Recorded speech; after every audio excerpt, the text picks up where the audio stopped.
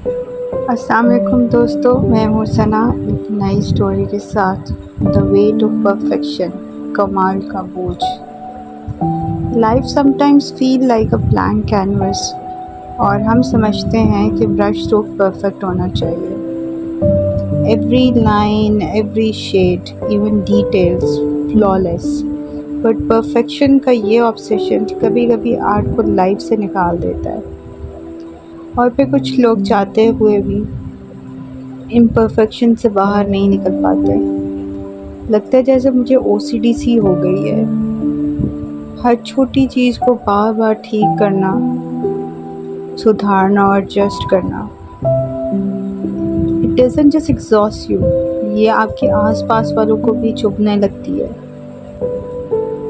बड़े बड़े critical comments, क्यों किया ऐसा, वैसा होता तो ज़्यादा अच्छा होता, तुम तो सिली और चाइल्डिश हो, तुम कब बड़ी होगी, तुम्हें कुछ पता नहीं, यू कांट हैंडल इट, तुम्हारे अंदर तो कॉन्फिडेंस भी नहीं है। ये बातें सिर्फ कानों तक नहीं रह जाती, ये सीधी दिमाग और दिल तक घुस जाती हैं और स्लोली आप खुद पर डाउट करने लगते हैं।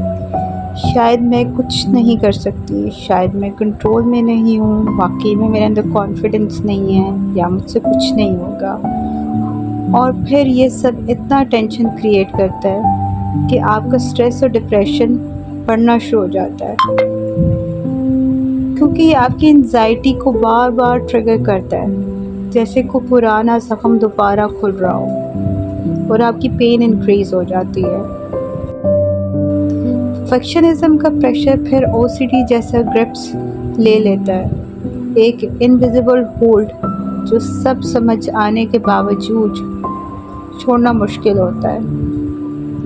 हर दिन एक मेंटल चेकलिस्ट बन जाती है जहाँ रिलैक्सेशन का कोई बॉक्स टिक ही नहीं होता। कुरान रिमाइंड्स अस इन सूरह अल-बकरा, Allah does not burden a soul beyond that it can bear। कभी कभी हम अपने दिल पे वो कर्ज रख लेते हैं जो अल्लाह ने हमें कभी दिया ही नहीं होता, क्योंकि इसकी एक रीज़न है। हमें लगता है कि परफेक्शन का मतलब सिर्फ वैल्यूएबल है। क्या होता कि अगर हम अपने कैनवस का थोड़ा सा पार्ट इम्परफेक्ट छोड़ देते?